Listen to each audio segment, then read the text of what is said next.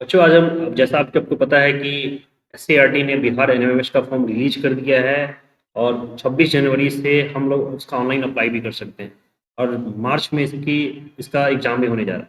तो ये बहुत ज़रूरी है कि इस 1 से डेढ़ महीने का जो हमारे पास समय है, उसमें हम क्लियर हमें पता हो कि एनएमएमएस स्कॉलरशिप को हम कैसे पता कर सकते हैं, उसका कंप्लीट रोड मैप, उसका सिलेबस, उसका परीक्षा पैटर्न और उसकी तैयारी की रणनीति क्या आने वाली है। आज के वीडियो में मैं आपको बहुत ही शॉर्ट में बताने जा रहा हूँ किस तरीके से इसका पैटर्न है और किस तरह से इसकी हम तैयारी कर सकते हैं। जैसा भी कि ये महत्वपूर्ण क्यों है हमारे लिए। देखिए इसमें 12,000 रुपये प्रति वर्ष यानी कि 12,000 पर ईयर या स्कॉलरशिप मिलने वाली है। किन बच्चों को मिलेगी? तो जो बच्चा हमारा 9 से लेकर 12 तक यानी कि 4 वर्षों तक टोटल 9th 10th 11th और 12th सीधे आपके डीबीटी के माध्यम से आपके बैंक खाते में पैसा ट्रांसफर होगा।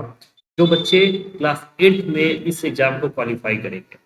देखिए इसमें सबसे बड़ी हेल्प क्या होगी आपको, कहीं ना कहीं आपका पढ़ाई का खर्च उठाने में बहुत मदद मिलने वाली है। आप पढ़ाई को कंटिन्यू कर सकते हैं। एक उज्जवल भविष्य को आपका ये पहला कदम होने वाला है। शॉर्ट्स में अगर देखें कि परीक्षा का तरीका क्या होने वाला है, तो देखिए आपका परीक्षा आपका ऑफलाइन मोड में होगा। एमसीक्यू टाइप के क्वेश्चंस आएंगे और इसमें 2 लेवल्स के एग्जाम्स होते हैं। आपका पहला पेपर होता है मैट, जिसको हम लोग मेंटल एबिलिटी टेस्ट यानी कि मानसिक योग्यता परीक्षा बोलते हैं, और दूसरा होगा आपका सैट, स्कोलस्टिक एप्टीट्यूड टेस्ट यानी कि शैक्षिक योग्यता परीक्षा। इसमें कुल सवाल आने वाले 180, जो 180 के अंक के हो गए, यानी कि 90 मैट के 90 सैट के, टोटल मार्क्स भी 180 होता है और सिर्फ 180 मिनट यानी कि 3 घंटे का टोटल पेपर भी होगा। यानी कि जितने सवाल उतने अंक उतने ही मिनट आपको मिलने वाले हैं। इसका पहला पड़ाव होता है बच्चों मैथ, जिसको हम लोग मानसिक योग्यता परीक्षा बोलते हैं। इसमें देखिए क्या है कि आपकी तर्क शक्ति, समस्या समाधान और विश्रांति यानी कि एक तरह से रीजनिंग का आपका एक मेंटल एबिलिटी टेस्ट है, जिस जो आपकी मौखिक यानी कि वर्बल और गैर मौखिक नो वर्बल दोनों के लिए सिलेबस इसमें आता है।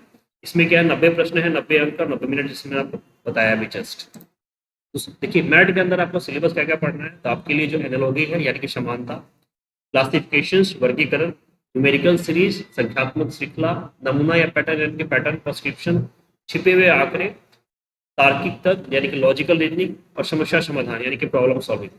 तो ये चीजें इसके अंदर आने वाली है। और अब हमारा है सैट का, जिसको हम लोग शैक्षिक योग्यता परीक्षा बोलते हैं। यह परीक्षा आपकी क्लास 7 और 8 यानी कि 7 और 8 के पाठ्यक्रम से आपके विषय ज्ञान का मूल्यांकन कराएंगे। इसमें मेनली आपका जो है साइंस यानी कि विज्ञान, सामाजिक विज्ञान, सोशल साइंस और आपका गणित मैथ के प्रश्न शामिल होने वाले हैं। इसमें कुल आपके 90 प्रश्न होंगे, 90 अंक होंगे और 90 मिनट होंगे। बात करें अगर सैट की संरचना की, विषय वार यानी कि देखिए मैथमेटिक्स में आपके टोटल 20 सवाल आने वाले हैं, मैथ्स में आपके कुल 20 क्वेश्चन होंगे, विज्ञान के आपके कुल 35 प्रश्न होंगे और सोशल स्टडीज के 20 और सामाजिक विज्ञान जो जनरली है सोशल स्टडीज आपके 35 प्रश्न होंगे। कुल आपके 90 सवाल है, यानी कि देखिए कुल मिला के आपके विज्ञान से 35, सामाजिक विज्ञान से 35 और मैथमेटिक्स से आपके 20 सवाल हो जाएंगे। 90 सवाल होंगे जो आपके सेट से आएंगे और ये आपका टोटली क्लास 7 और 8 के सिलेबस के अकॉर्डिंग ही होने वाला है। ठीक है, थोड़ा सा अगर चैप्टर को अगर हाईलाइट करें तो 7th में देखिए आपके जो विषय हैं खास करके सैट के लिए, इसमें क्या क्या आपके आने वाले हैं, पौधों में पोषण, आपके पशुओं में पोषण है, फाइबर से कपड़ा, उष्मा, अम्ल क्षार और लवण, भौतिक एवं रासायनिक परिवर्तन, मौसम जलवायु अनुकूलन, हवा तूफान और चक्रवात, मृदा, जीवों में शोषण, जंतु और पौधे में परिवहन, पौधों में प्रजनन, गति और समय, विद्युत धारा और उसके प्रभाव, प्रकाश, जल, वन और अपशिष्ट जल की कहानी। उसी तरीके से क्लास 8 में आपका फसल उत्पादन प्रबंधन है, सूक्ष्म जीव है, सिंथेटिक फाइबर है, पदार्थ धातु और धातु, कोयला और पेट्रोलियम, आपका दहन और ज्वाला है, पौधों और जानवरों का संरक्षण, कोशिका। इसी तरीके से ये जो चैप्टर्स है घर्षण, ध्वनि, तो जो ऑलमोस्ट 7 और 8 के जो इंपॉर्टेंट चैप्टर्स हैं, इसी तरीके से देखिए सब्जेक्ट वाइज आपको यहाँ पे नागरिक शास्त्र में भारतीय लोकतंत्र में समानता, राज्य सरकार, लिंग, मीडिया और बाजार। इसी तरीके से भूगोल के अंदर हमारा पर्यावरण, हमारे पृथ्वी के अंदर पर्यावरण के हमारी बदलती पृथ्वी, वायु, जल, प्राकृतिक वनस्पति और वन्य जीवन, मानव पर्यावरण। इतिहास के अंदर 1000 वर्षों में हुए परिवर्तन, नए राज्य। तो आप लोग ये डिटेल सिलेबस यहाँ पे देख लेंगे। इसका पीडीएफ आपको लिंक डिस्क्रिप्शन में मिल जाएगा जो वीडियो के, कि क्लास 8 में और 7 में कौन कौन से चैप्टर शामिल होने वाले हैं। तो इसमें सारे चैप्टर्स में हमने शामिल किया और ये बिल्कुल पीवाई यानी कि प्रीवियस ईयर क्वेश्चंस के बिहाफ पे हमने चैप्टर्स को संशोधित किया है कि कहाँ से सबसे इंपॉर्टेंट सवाल बन के आते हैं। अगर आप गणित की बात करेंगे तो देखिए आपका जो इंपॉर्टेंट चैप्टर होने वाला आपका है पूर्णांक, भिन्न दशमलव, डेटा संधारण, समीकरण, सरल समीकरण, रेखाएं, कोण, त्रिभुज, त्रिभुज की सर्वांग क्षमता, मात्राओं की तुलना, व्यवहारिक ज्यामिति, परिधि और क्षेत्रफल, बीजगणितीय। उसी तरीके से 8 में आपके चैप्टर्स जो हैं आपके भिन्नात्मक है, एक चर है, चतुर्भुज है, ऑलमोस्ट जो इंपॉर्टेंट चैप्टर्स हैं आपके मैथमेटिक्स के वो चीज़ें यहाँ पे शामिल है। तो इसको आप लोग डिटेलली देख लीजिएगा पीडीएफ में कि कौन-कौन से चैप्टर शामिल हैं। देखिए कुछ इम्पोर्टेंट रूल्स हैं, परीक्षा के महत्वपूर्ण नियम है जिसको जानना बहुत ज़रूरी है। आपकी जो न्यूनतम योग्यता होनी चाहिए कम से कम सामान्य वर्ग के लिए 40% होनी चाहिए। अगर आप आरक्षित वर्ग से यानी कि जो एससी है, एसटी है या फिर पीएच यानी कि डिजेबिलिटी कैटेगरी है, तो आपको 8% का रिलैक्सेशन मिलेगा यानी कि 32% पे ही आप फॉर्म फिल कर पाएंगे। देखिए अच्छी बात है कि कोई नेगेटिव मार्किंग नहीं है, बच्चे पूरे के पूरे क्वेश्चन अप्लाई अटेम्प्ट करेंगे यहाँ पे। न्यूनतम योग्यता अंक कुछ नहीं है यहाँ पे और प्रश्नों का उत्तर बहुविकल्पी यानी कि सिर्फ एक ऑप्शन चूज करना होगा।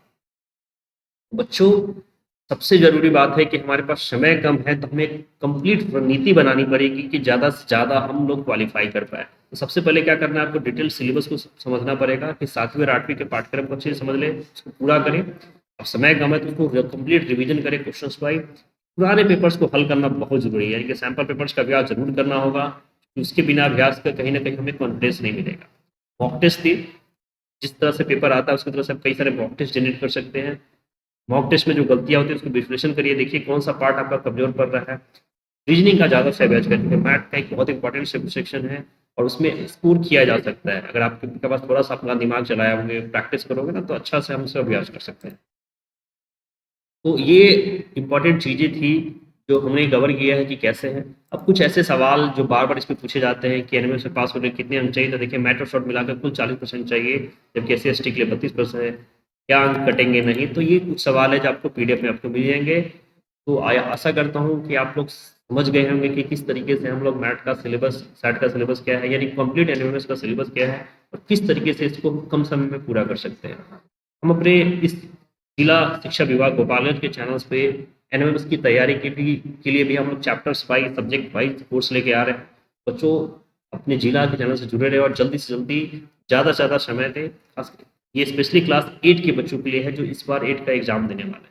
अपनी तैयारी को करिए और मैं पूरी उम्मीद करता हूँ कि स्कूल प्रबंधन और शिक्षकगण इसमें पूरा सहयोग करेंगे। धन्यवाद।